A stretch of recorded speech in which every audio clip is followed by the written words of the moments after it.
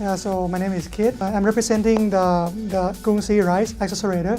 So Krungsri Rice is we call ourselves as the first fintech accelerator in the country. So what we're trying to do is we're trying to help startup which already has the product, yeah, and then trying to accelerate them, yeah. And by doing so, we gather a lot of mentors. We gather a lot of we let them join our 8-week bootcamp program, which is run every week. So fintech startup, right? Yeah, focusing 100% on fintech startup. Okay, so SCB just launched, right? This digital venture. Did they craft the project with you, or did they prepare the project and then find you to manage it? Actually, it's a bit of a misconception that digital ventures is brand new. The idea of financial disruption was something that has been on actually SCB's mind for a number of years. So the way we're going to operate is the vision is that we're going to be running about 3 batches a year. These are not discrete batches. It's not like one batch graduates into a demo day and then we start the next one. These batches will overlap. So if you think about an MBA program, for anyone that's got an MBA, you go into an MBA program and you're going to overlap with the class ahead of you, and then when you become a second year, you overlap with the class that comes in. That is the intention of our accelerator, is that we want people coming in to learn and benefit and interact with the batch that's ahead of them. Are there enough fintech startups, or do you need to also stimulate the market for more fintech startups?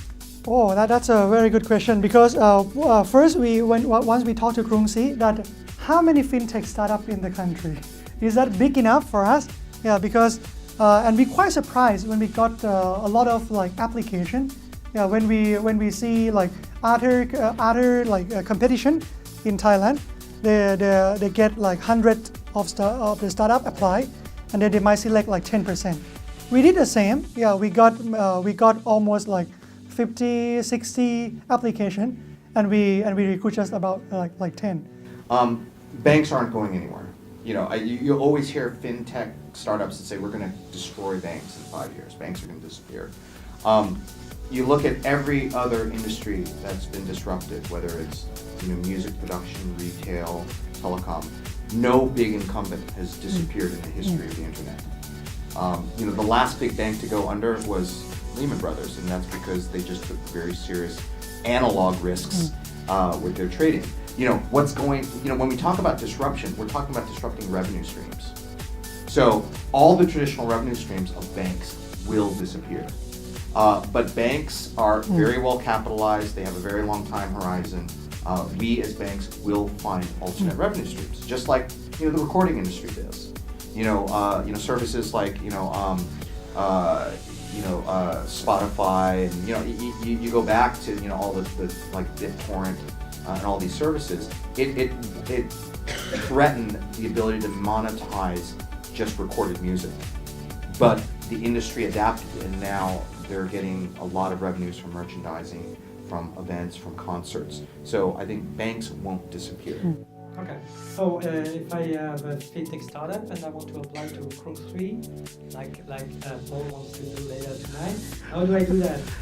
Oh, you might need to wait for another batch, because we already closed the first batch already. Okay. Yeah, and then we start our bootcamp program right now. Yeah, we're running in the almost the middle. Perfect for us, because we just opened up our batch for applications. If you wanted to apply to Krungsri and you couldn't get in because they closed the batch, SCB just launched theirs today.